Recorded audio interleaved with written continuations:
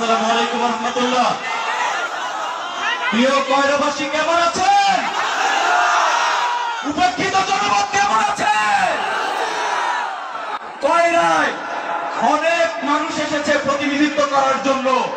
এক এক প্রকল্প থেকে এক একটা বাড়ি বানিয়ে নিজের পকেট ভরে এখান থেকে বিদায় নিয়েছে। আমরা কি সেই সুযোগ দিব? শহীদ ওসমান হাদির ভাষায় বলতে হয়, আল্লামা সাঈদী নিজামী মুজাহিদের বাংলাদেশকে কোন চাঁদাবাজ দখলদারির হাতে তুলে দিব না। ওদের মতো 500 বছর বেঁচে থাকতে চাই না, বেঁচে থাকতে চাই। একটা কথাই বলতে চাচ্ছি, আমরা শুধুমাত্র এই জনপদের, এই প্রেক্ষিত জনপদের মানুষের কথা বলতো একজন মানুষ, শহীদ শরীফ ওসমান হাদি। বিচার চাইতে গিয়ে আজকে আমাদের সহযোদ্ধারা এই যে রক্তের সাক্ষী নিয়ে আপনাদের কাছে এসেছি। আজকে আমাদের যিনি এমপি ক্যান্ডিডেট আছেন, আমরা চাই তার জায়গা থেকে প্রথম উদ্যোগ হবে শহীদ শরীফ ওসমান হাদি হত্যার বিচার। সাথে সাথে আপনাদের প্রতি একটা অনুরোধ থাকবে, গণভোটে অবশ্যই হ্যাঁকে জয়যুক্ত করতে হবে। গণভোটে অবশ্যই হ্যাঁকে জয়যুক্ত করতে হবে। এই কয়রার কাদামাটি থেকে বেড়ে উঠেছি। 2017 সালে এই মসজিদেই জঙ্গি ট্যাগ দিয়ে আমাদেরকে বের করে দেওয়া হয়েছিল।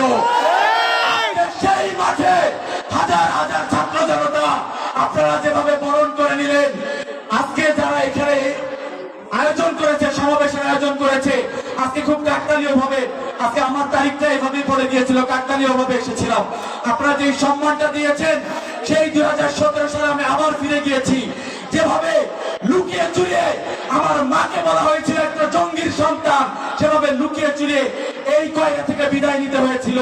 আজকে সেই কয়রার মাটিতে স্বাধীনভাবে আসতে পেরেছে, আলহামদুলিল্লাহ।